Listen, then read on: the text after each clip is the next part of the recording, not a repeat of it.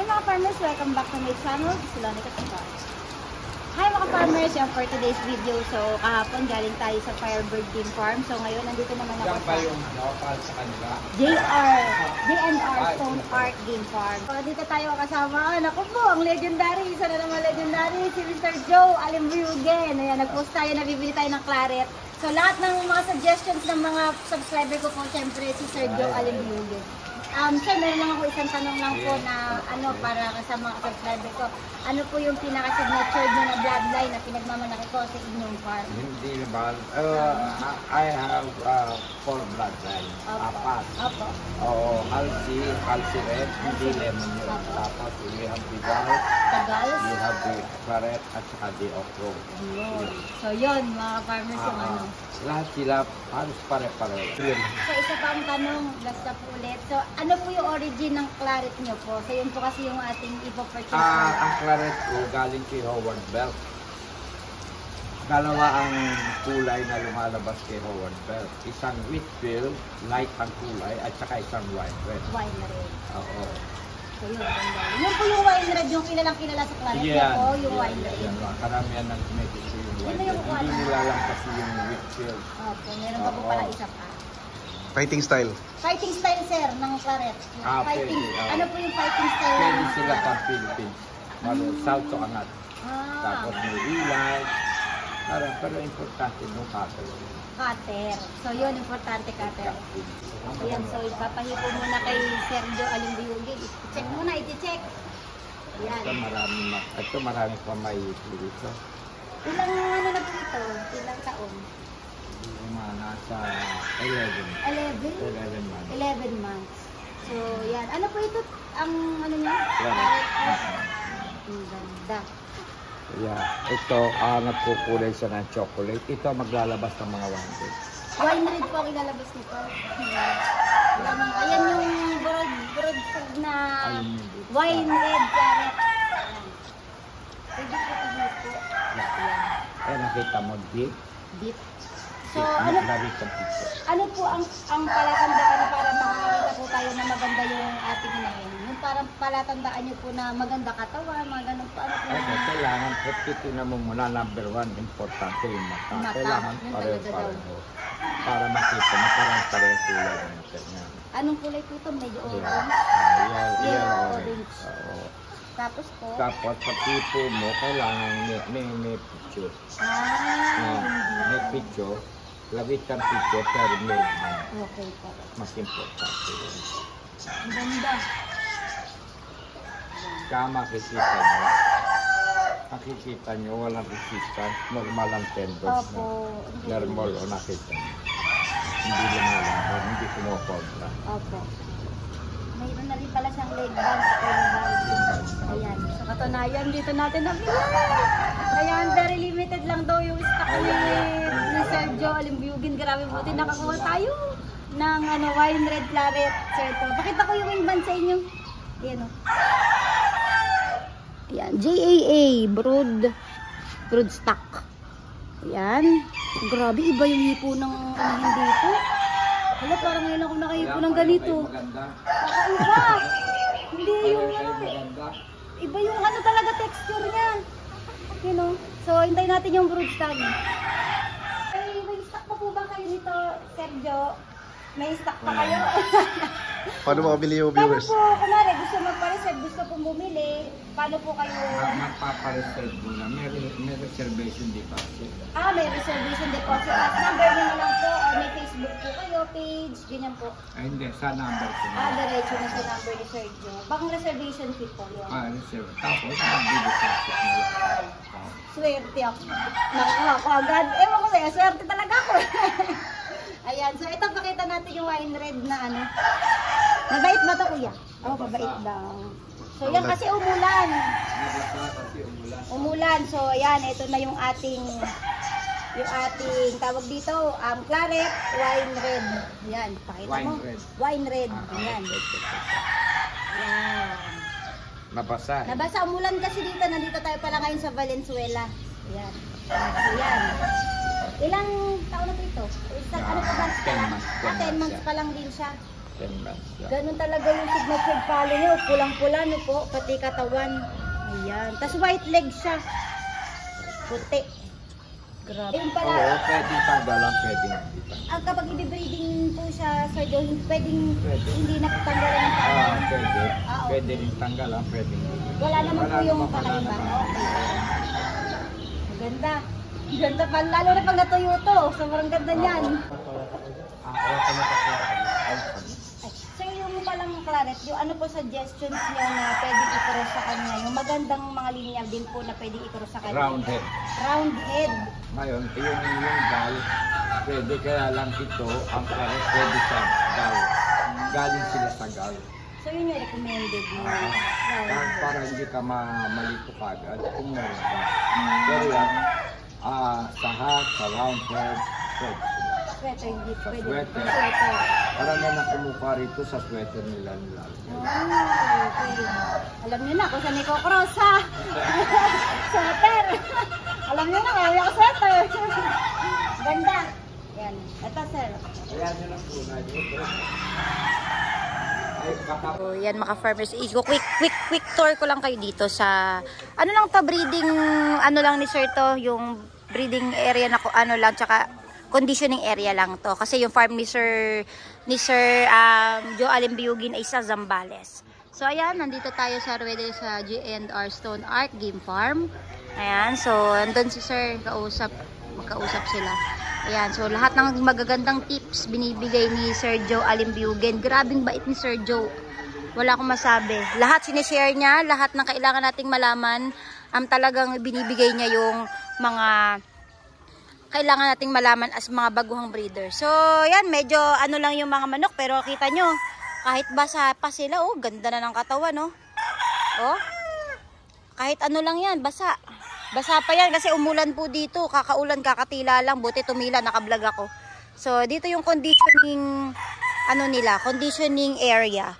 So, sabi ni Sir Joe, mabilis na quick tour lang to mga ka-farmers para lang ma-share ko lang sa inyo yung kanila ditong kanilang farm dito or conditioning place.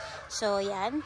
So sabi ni Sir Joe, dito sa kanyang farm is single meeting lang daw talaga yung ginagawa niya. So sinabi niya sa amin yung dahilan, pero that's siguro secret na lang yun kasi talagang ano, parang ano talaga yun ang kanyang strategy kasi mga dugo nito grabe naman talaga. Single meeting lang daw siya dito, yan. Ayan, kung mapapansin nyo is hindi siya nagmamaramihan or 3 hens tapos 3 pulit sa isang cock, as isang stag or cock. So isa-isa lang talaga siya. Ayan. So yun yung kanyang ini-stick ni Sir Joe. Ayan, gaganda oh. Grabe. Pakita ko sa inyo. Ayan, oh. Ayan. Ang ganda. So, medyo hindi naman sobrang laki yung ano niya dito. Yan na. Wow! Ay, naku. Iyan. Sko po. Grabe. Oh. Wala ko masabi. Ayan. Grabing gwapo mo naman, boy. Hala ka gwapo. Oh my God. Sobrang gwapo. Ayun, may itlog pa, oh. May itlog na. Wow, nakakatuwa. So, marami rin pala siya. Kahit sabihin mo na, so medyo pare-parehas na siya mga wine red na claret. Yung iba gal. Yung iba na, 4 kasi yung signature nila dito. Uy, grabe naman to. Uy, ayun, nangitlog na naman yung babae. Ayan o, nangitlog. Yun, ang itlog oh. Kita nyo? Ang itlog. Grabe sa ganda. Hala, parang naano ako sa claret, mga ka-farmers. No? Ganda. Oh my God. Ang sa lalaki, grabing gwapo. Sobrang ganda. So ano lang to, conditioning area lang to ni Sir Joe. Buti nakapasyal tayo at nabigyan tayo ng opportunity. Yan, dami oh. Nabigyan tayo ng opportunity dito na ayun, nakakatakot siya. Baka bigla tayong tukain. Hindi siya natuka, no, kuya? Para parang ano siya. Hindi naman po nanuka yun. Hindi. Okay po. Para kasing papaluhin ako. Ayan. Yun. Ay, pukitin. Madulas pala dito. Okay. Yan. So, yun yung kanyang, yung kanyang breed, kanilang area dito. Ayan. So, Zambales kasi yung kanya talagang farm.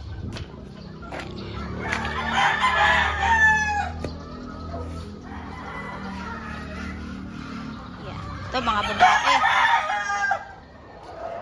Grabe ang laking opportunity na nakakuha tayo ng Claret Wine Red kay Sir Joe Alimbiugen. Grabe. So napaka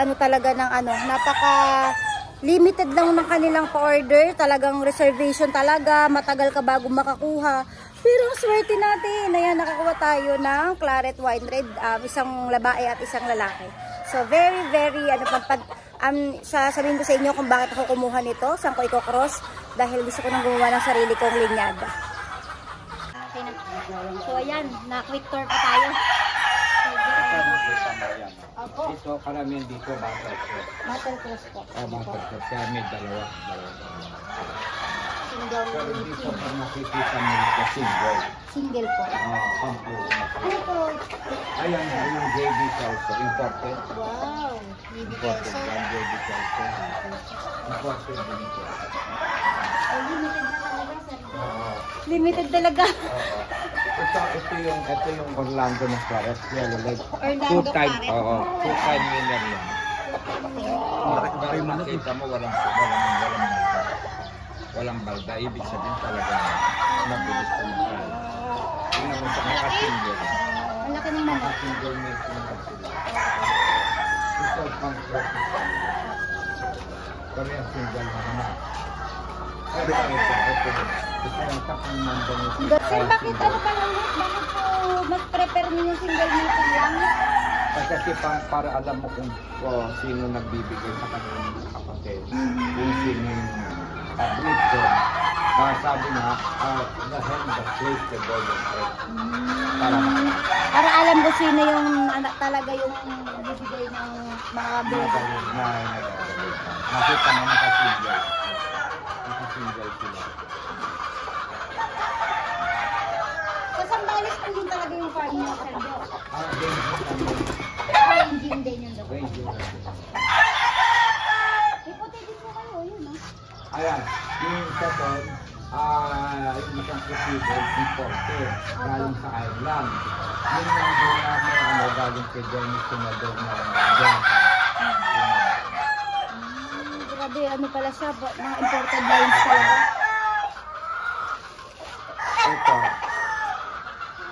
Ito yung super gal. Ay, yung gal pala yung gusto ko makita. Ito yung Ito po yung super super gal. gal. Yan pala itsura ng super gal. Lapit mo doon, makikita. Ayun pala yung super gal niya. Kilala rin itong gal.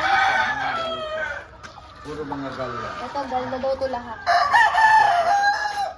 Ito sa inyo ito. Nabalda ito, hindi sa sugat. Opo. Nabitin sa cord. Ayun na, tumigas yung kanya. Ayun, nabitin. Ay, opo.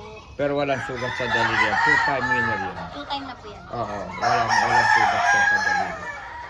Isang gal, cross sa gal. Yung magagaling sa panalo. Yung pang Pati yung mga kapatid, magagaling sa panalo. yung po. Yung lahi nila talaga magaling sa panalo. So, nilalaban niyo muna po. Yeah. Ayun, nilalaban muna ni Sir Jo, tapos saka i-breed. Oo, pipiliin yung pinakamagaling sa magkakapatid. Tapos Opo. yun ang Kaya pala selected na talaga nila. Ito po, ano po ito? Ano po ito, Sir Jo? ito yung super gal. Ay, ito rin. Super Ito yung super gal. gal. Dark clear. Ano pala, Sir, tanong ko yung ano lang, yung mga presyo sa mahal. Mahal. Mahal talaga. Mahal din sa Binigyan niya. Pero kung breeder ka talaga, talagang pag-iipon ka para makuha mo. Ano? Pero yung pagbebenta niya na Sergio, yung paret, ganyan, pag binibenta Hindi, niya. pag Philippine ano naman, kawawa naman din kasi yung iba mag-breed. Kawawa kami Normal sir. lang naman. Kawawa kami. Hindi. Ayaw mo na lang, pero siyempre medyo mataas. Pero siyempre, quality naman. Hmm.